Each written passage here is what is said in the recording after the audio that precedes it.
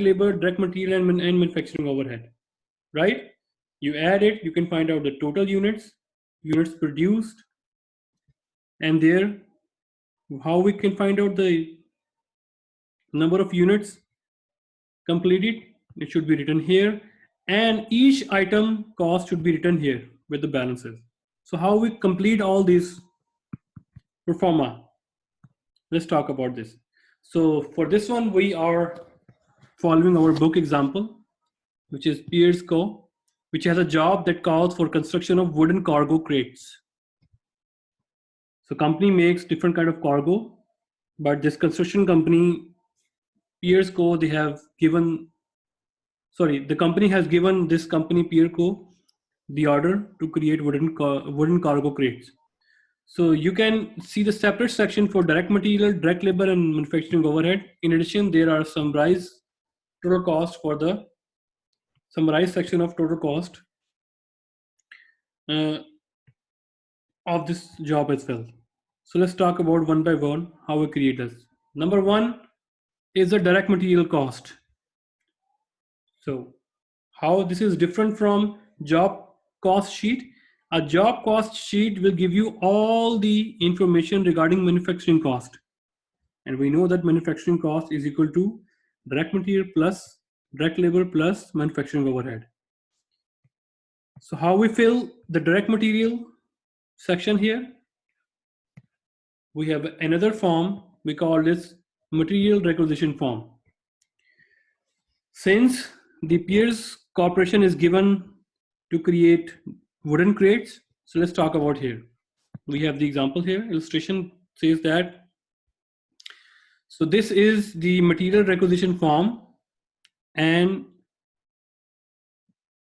the job number is A143, right? So, or maybe the order that come from different company and we categorize that as job A143. This is a code name and this code name is given by company. It can also be changed, okay? So don't just stick to this one, okay? The material job number would be A143, no. This would be categorized by the company itself. So for this job, how much material you need would be written in material requisition form. So the workers had requested 12 2x4 12 feet long and 20 1x6 12 feet long units of large lumber. You can say that the unit cost of the lumber is shown here. So here is the quantity. They requested 12 quantity of this size and 20 quantity of this size, right? And per unit cost of 2x4 12 feet lumber is 3. So what is the total cost? Where this 36 came from? 12 multiplied by 3. And the unit price of 1x6 12 feet is 4. You multiply 4 with the 20 quantity of the lumber, answer would be 80. So the total material that is allocated to this job A143116. Any rocket science here? Alima, Ayana, Crystal, Jackie, Jordan, Landry, Leo, Timay, Stella, William, right? So all you have to do, you have to fill the form according to date. So this is the number of this material form and material is given to department 3 and this is the total cost. So the workers had requested 12 this size of lumber and 20 this size of lumber. The unit costs are given already. So total material that has sent to this to complete this job A143, the direct material cost would be 116. And this is the signature of that person who is receiving all those numbers. That's it. So this specimen is called material requisition form. So this 116 will go to the job order cost sheet here as well, right? And it will be also written here as a summary. So what is this X76890? It shows the number or requisite number of direct material. So this 6980 is the requisition number or slip number of material requisition form. So it gives you some extra information as well, right? Yeah. Can we say quotation also? You can say that. Because quotation is given to purchase from outside the market. But since this is your own department, you can call it that we requested this kind of this much amount of material from our department 3, B3. Because it's exactly what I'm doing right now in real life. Yeah, that is called managerial accounting or cost accounting, we call it. The other name is cost accounting. Okay. And now the time comes to fill our direct labor, right? So what is direct labor? So they have mentioned over there at, so you can just read out the summary. Once the material have been issued by the storeroom, they are charged to the job cost sheet from number A143. So you have to complete the work of A143. Maybe this is the customer number, or the order came from the customer to make the boxes of wooden boxes. How much material you need, it is written on the material form. You just copy that number from material and you also write it down on summary as well, right? So this also giving you some date of initiated, date of completed, units completed, some extra information as well. Now time to make the direct labor figures. How we calculate that? We calculate through employees time ticket form. So what are the requirements we have? We have the requirement that workers use time tickets to record the amount of time they spent on each job. So what is a time ticket? So if the worker is entering the factory, so they have a card and they put the card into a machine punch that card. For example, you enter into enter there at 9 a.m. You plug your card. Since we have now innovation in technology, so we just swap the card. But in previous time, we have a time ticking. So there is a card, you place it over there, it punch the card. So it's 9 a.m. and you get out at 12. So it means 9 to 12. How many time you spent inside that room? 3 hours. So it shows that you work 3 hours on this job. So each worker is doing this kind of stuff, so we can find out how much time each worker spent over there. So here is a time ticket for employee who worked 8 hours on a job A143. So employee hourly rate pay 11, right? So the total labor cost charged to 88. So employees, they spent how many hours? 8 hours inside that room to complete this job, A143, right? And employee name was I am skilled, right? Its name and date whatsoever. Its ticket number was 36. So he spent time from 8 to 2, total hours 8 to 4 or 2. Yes, it's 4, 8 to 4 p.m. 8 hours, he is given $11 per hour. So his total remuneration or wage would be $88. And this is the job number, he worked on job number. So on that day, he just worked on A143. If he has worked another time from 700 to 1 hour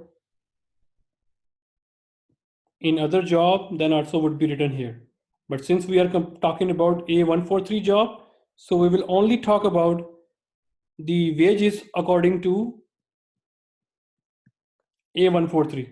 If there are any other number even written here, we will take only this number. Why? Because we want to calculate the cost that are incurred on A143, not A144.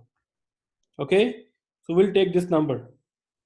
So we are lucky enough that we are only given A143 answer here.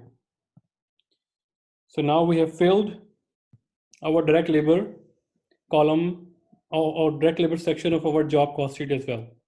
A summary also written here. So total material spent 116, total labor spent the $88, and now the only thing that left is manufacturing overhead. Now here's the deal. Now tell me that if order comes, you give your customer the rate in advance or after you complete the order.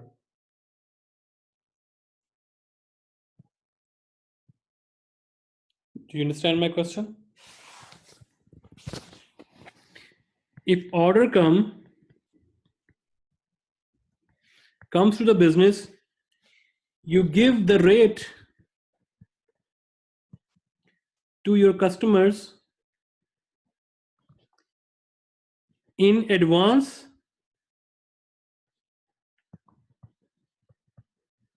or after completion of the order.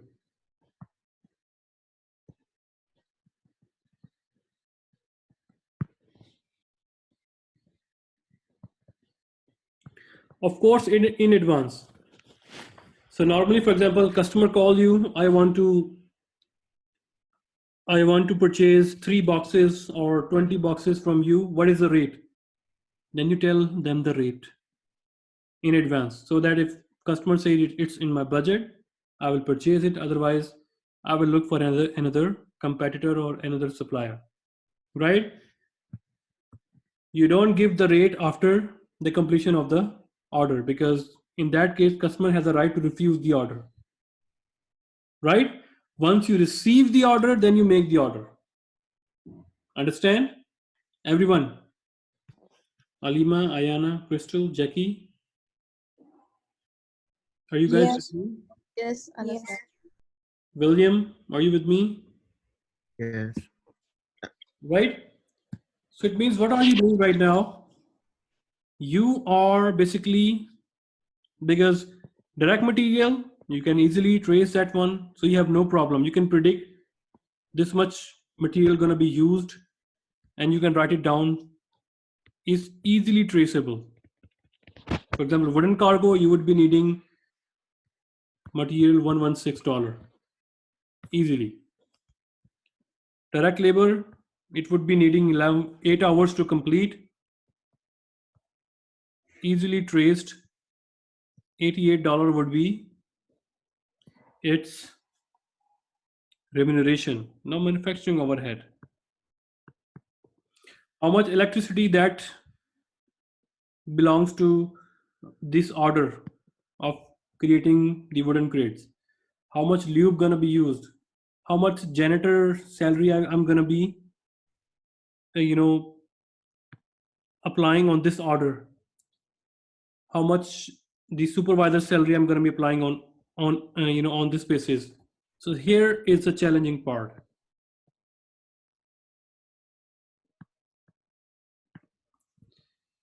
So this is easily traceable. You can easily find out. You can tell them in advance, but here you anticipate, right?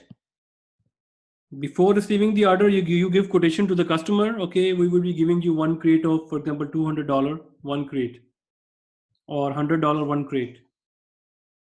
So this can be easily traceable, but manufacturing overhead is not easily traceable. So you guess or you predict for example, our manufacturing overhead would be 60.